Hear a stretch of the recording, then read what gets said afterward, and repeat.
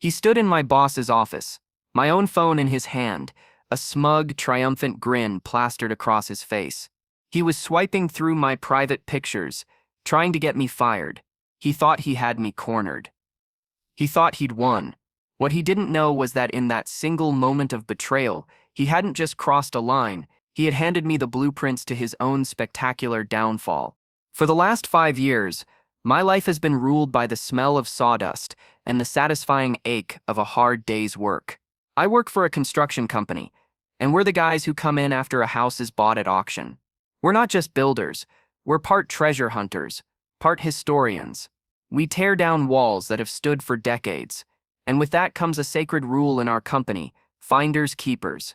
Anything you find sealed away in the bones of a house, old coins, forgotten jewelry, a Prohibition-era bottle of whiskey, it's yours. It's the unwritten lottery ticket that keeps the job exciting. For 5 years, that camaraderie and the thrill of the hunt was enough. Then, we hired Kevin. We were desperate for another body on the crew, and Kevin's resume landed on the pile. He was an ex-accountant, fired from his desk job after getting a DUI. You might think someone in his position would come in with a little humility, grateful for a second chance. You would be wrong. Kevin walked onto the job site on day one like he owned the place, carrying an air of superiority that was genuinely baffling. He'd only been swinging a hammer for a year, but he acted like he was a master craftsman slumming it with us simple folk. His contempt was a constant, low-level hum of negativity. He'd sneer at my worn-in work boots, the ones that had carried me through hundreds of jobs. "Did you inherit those from a fossil?" he'd ask. He'd mock my accent, a subtle twang from where I grew up, and contort his face as if he couldn't understand me. But his favorite pastime was complaining. The traffic was always a conspiracy against him. The trains were purposefully making him late. He'd show up an hour after everyone else, coffee in hand, and launch into a tirade about how the world was rigged to prevent him from getting the respect he deserved. Respect. On our crew, respect isn't given. It's earned. It's earned by showing up on time, pulling your weight, and not being a walking, talking pain in the neck. Kevin had done none of these things. Now it's important you understand my relationship with my boss, Dave. Dave wasn't just my boss. We'd been friends for 8 years. We'd come up together, and yeah, back in the day, we'd even smoked a bit of weed together before we both grew up and quit. We had a history, a foundation of trust that Kevin, in his infinite arrogance, couldn't even begin to comprehend. And that was his fatal mistake. The day everything changed started like any other. I'd left my phone on a makeshift table to charge while I was ripping out some drywall. I came back a few minutes later and saw Kevin walking out of Dave's office, and the sight sent a bolt of ice through my veins. He was holding my phone, and he was smiling that snake-like smile of his. I walked toward Dave's office, my heart hammering against my ribs. Dave just looked at me, a strange expression on his face. He gestured for me to come in and shut the door. "Kevin just came in here," Dave began, trying to suppress a laugh. He wanted to show me something. He turned my phone around. On the screen was a picture from my private, friends-only Instagram. It was me at a buddy's barbecue a few months back, taking a hit from a joint. Kevin's plan was obvious. He saw the picture, saw his chance to get the old-timer fired, and raced to the boss like a tattletale on the playground.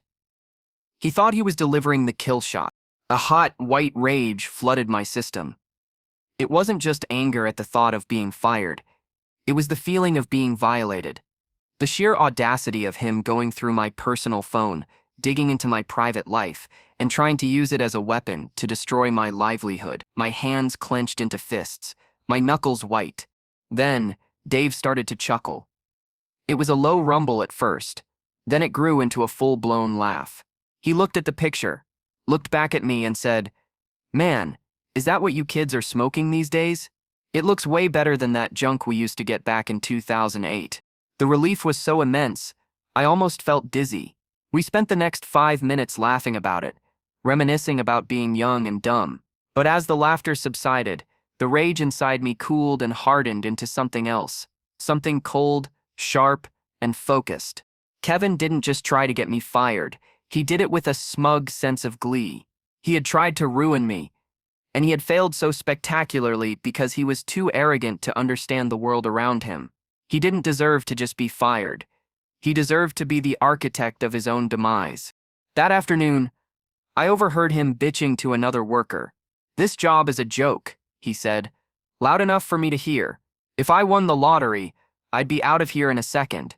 I wouldn't even give notice." And right there, the plan clicked into place.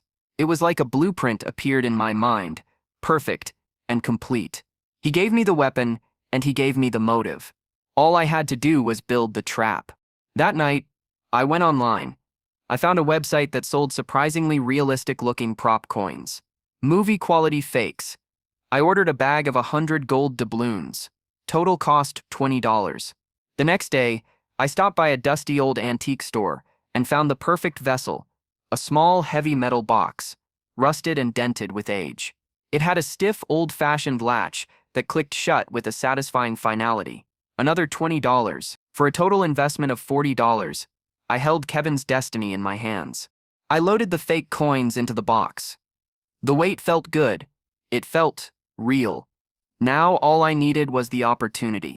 Luck, as it turns out, was on my side. 3 days later, we started demolition on the master bedroom of a 100-year-old Victorian. Kevin was tasked with tearing out a section of lath and plaster wall right next to an old bricked-up fireplace. It was the perfect hiding spot. While he was outside on a smoke break, another one of his dozen daily breaks, I slipped into the room. I used a pry bar to gently pull away a loose board, creating a small cavity deep inside the wall.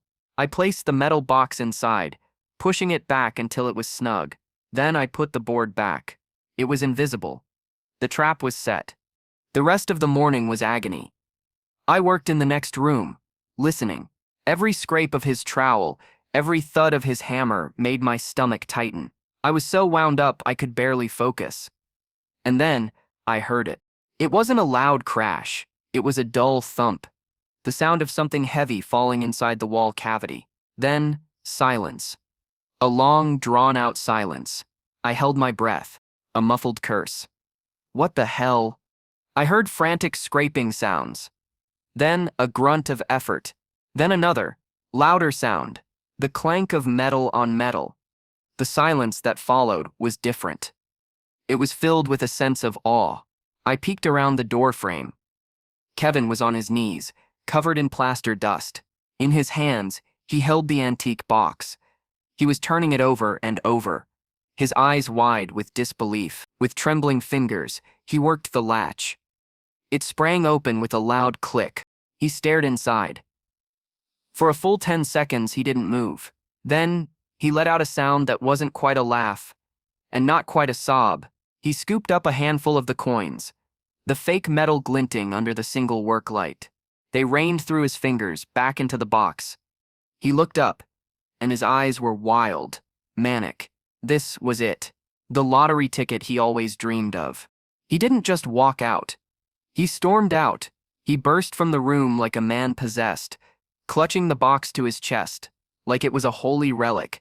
He marched right into the center of the main floor where Dave and the rest of us were working. He held the box up for all to see. "I'm done," he screamed, his voice cracking with emotion. "You hear me? I quit." He took a step towards Dave, a look of pure, unadulterated contempt on his face. "Fuck this place. Fuck this dust. And fuck you, Dave. You run this whole circus like a friggin' loser." He puffed out his chest, radiating an arrogance so potent it was almost comical. "I'm rich," he bellowed, shaking the box so the fake coins rattled. "I'm rich, you peasants. You can all rot in this dump while I'm on a beach in Tahiti, sipping something you can't even pronounce." And with that, he spiked his hard hat onto the floor, turned on his heel, and stormed out of the house, out of the job, and out of our lives forever. The room was left in a stunned silence. For a moment, we all just stared at the door he had disappeared through. Then, slowly, every head turned to Dave. Dave looked at me. I looked at him, and we both broke into the biggest, most cathartic laugh of our lives. The other guys, catching on, started laughing too. The whole house filled with the sound of our roaring laughter. When we finally caught our breath, Dave wiped a tear from his eye and said the most beautiful words I have ever heard. "Good riddance," he said, still chuckling.